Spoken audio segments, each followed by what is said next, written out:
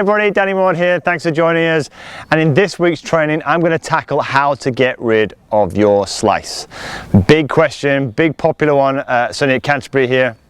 So many people have a slice, had many lessons.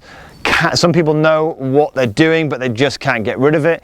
If this is you, here's how we're going to tackle it today. We're going to look at what causes a slice. We're going to look at some of the two of the biggest problems when why people slice, and we're going to give you some solutions as to how you can go about making some progress and getting rid of it. I promise you every week that what I would do is I would share with some of my best practice, what's working right now with some of my clients, and I've really got something really special for you today which is working so well. I can't wait to share it. So let's get cracking. So what is a slice? For right-handed golfers, a slice is a ball that obviously sets to the left of the target and slices away to the right. Now what's going on in the golf swing to cause that is, if we take this golf ball here, what's happening is, as opposed to the club working back round here and then back around into impact on the same line, what's happening is the club starts to work outside here, move out this way, and starts to swing across the ball to the left of target. So what tends to happen is, why does then the ball slice? Well, the face is open to this swing path. It's actually pointing to the right of the swing path, creating side spin that moves the ball out to the right. Now, a lot of people have tried to correct slices by trying to swing into out and stop it there. Some people even try to get their hands rolling over to try and stop their slice. The problem is, none of it really works, and the reason being is, let me go through some of these problems. So the first problem I find people when they're trying to correct a slice is the trouble's on the right hand side. So the first thing they try to do is they're trying to avoid going out to the right, so they swing even more to the left, causing even more of a slice. So just the fact that they're trying to avoid going over there causes it to go over there even more. Okay, very tricky one to get rid of that, because obviously if you're slicing it, you don't want it to go over there, do you, right? Second thing, they're so desperate to close the face or try to hit it straighter that what they tend to do is this: they swing back here and they're trying to release the club and almost get the hands turning over, or the club face turning to the left to try and stop it. But do you know what? Look what this does to the body. They start to lean back without realizing, swinging even more across the line, and again it just creates more of a slice, even though they're desperately trying to correct it. So two big things I see. A lot of people are unconscious, they are completely unaware of it, but those are the two big things I see when people are slicing and how they're trying to correct it, generally struggling with that. So let me share with you what's working with some of my clients right now very well, and it's really simple. What you've got to remember about the golf swing is this: when we stand here like this, okay, what we're trying to do is the shoulders work on a plane, they work on a tilting action, okay? So if we stand like this, the shoulders would work like this, but we don't play baseball, so our shoulders aren't level. We bend forward from the waist, okay? And from here, therefore the shoulders work on a gentle arc, okay? So you'll notice here, my left shoulder is lower than my right. What we want to do on the way through is we want to reverse that arc, where now the left shoulder doesn't work down, it starts to work upwards now, and the right shoulder's down. This is a position that you never see slicers in, by the way, okay? What slicers do is they tend to, if they get a decent backswing, what they'll tend to do now is this: they'll try and, without realizing, they'll try and correct their slice, and they start to move over. The right shoulder stays high, the left shoulder stays low, and they start to flatten. And look, if you look from behind here, can you see how straight that shaft is? It hasn't kept the same axis. So immediately, basically, very simply, we're switching the axis. When we're coming down, rather than come up and down here, we come as slicers, we go this way, and then we go over as a slicer, okay? So practicing that and just really understanding that simple action of the body can make a massive difference, a massive difference. So with that in mind, what could you take away from this? Well, the first thing to realize is this: if we're making a golf swing and we swing back here, one great thing you can work on is getting the left shoulder here working up, practicing working upwards through impact, not backwards or downwards, okay? So that's just a feeling. But it kind of works best if you work it with something else, which I'm going to reveal now. So I've said to you before that one of the biggest problems with slicers is they try to release and there's a big breakdown in their wrists, okay?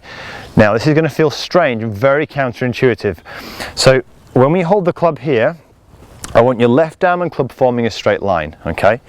Now, impact, this is almost the position of impact. We want this left arm and club forming a very straight line, almost with the hands slightly ahead, even with driver, okay? Now our aim to avoid, to hit lovely straight shots, is to maintain this angle. Now how do we do this? Watch this. The left shoulder, if it works upwards, look at this. If it works upwards, it naturally maintains this solid position coming through.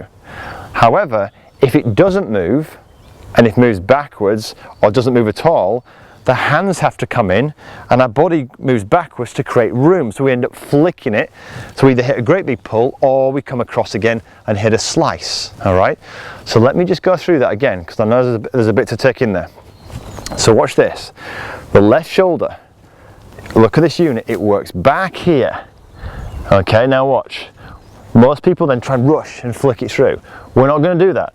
We're going to start to move the left shoulder upwards, maintaining the angle we've got here. Notice there's no release, and we're going to keep moving the left shoulder upwards here into this position. And what I like to practice is almost this. So we're finishing much shorter for a second. This is the action I like to practice. Solid here, solid here. Okay, that's how we get rid of the slice. Now it'll feel initially that you're going to hit it to the right, but I promise you this is a much stronger position. It's naturally now coming on the right line, so that's immediately going to reduce your slice. You're not two hands, you're not flicking it around here. So again, two things have changed. By moving the left shoulder upwards, you naturally bring it down on a better line here.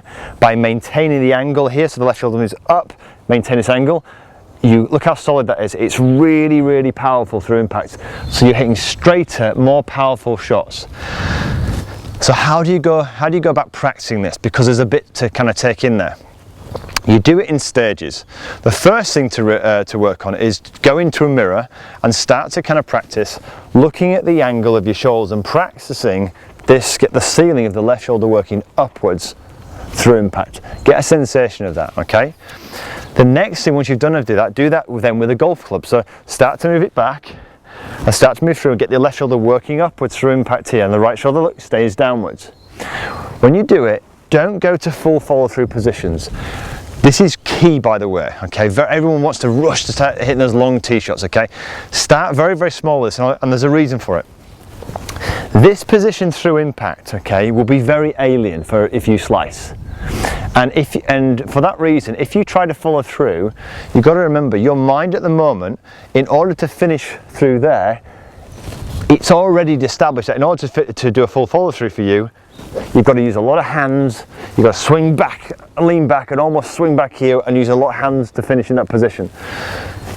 This new position here is going to be a bit awkward to start off with, so you're going to have to feel that motion there, and I would stop initially. Then once you've learned that and you've got to fit and you've started hitting a few shots, then what I do is I gradually build it up. But this is how I would start. Get yourself set, you've done your mirror work, you've done some exercise to get a feel for it, and then I basically hit a shot and do 2 to 1, at least 2 to 1 ratio, maybe even 3 to 1, where you rehearse solid here, left shoulder move up, go back here, feel the left shoulder going up, hold the angle, perfect. Then same thing, this time we're going to go to the golf ball, it almost feels like it's in the practice swing, go back, here, left shoulder goes up, and what's going to happen here is you're going to hit the meat of the club here, it's very, very solid, and it'll start to get rid of your slice. So let's just summarize. Main problems with slicing: out to in, swinging across the line with an open face. Biggest problems, or most common ways people are trying to get rid of it without realizing they're trying to avoid the trouble on the right, so they swing more to the left. The next big problem, they're almost trying to close their face or even roll their hands over to try and get rid of their slice. All that does is starve them of room, because it becomes a flick like this, the body leans back, creating more room to swing to the left, leading to slices and even pull shots. So how do you get rid of it? Well, you understand that the swing is on an axis here, where from this position left shoulder's low, right shoulder's high, and on the way through the left shoulder starts to move upwards and the right shoulder moves downwards. Rehearse that a few times in the mirror, then with the golf club again in a mirror, check your position, right shoulder low, left shoulder high, get a few sensations with that. And also maintain, if you can, this good solid unit here, because this here will give you those lovely solid strikes coming up and down the line. I really hope you enjoy this. As always, leave some comments if you've got any questions over the coming weeks. I will answer them as quick as I can, usually within about 7 days, but I hope you really enjoyed it. Until next week, have a great golfing week. If you really like this video and you want to see them on a weekly basis, subscribe to the channel. I really appreciate it. Have a great week.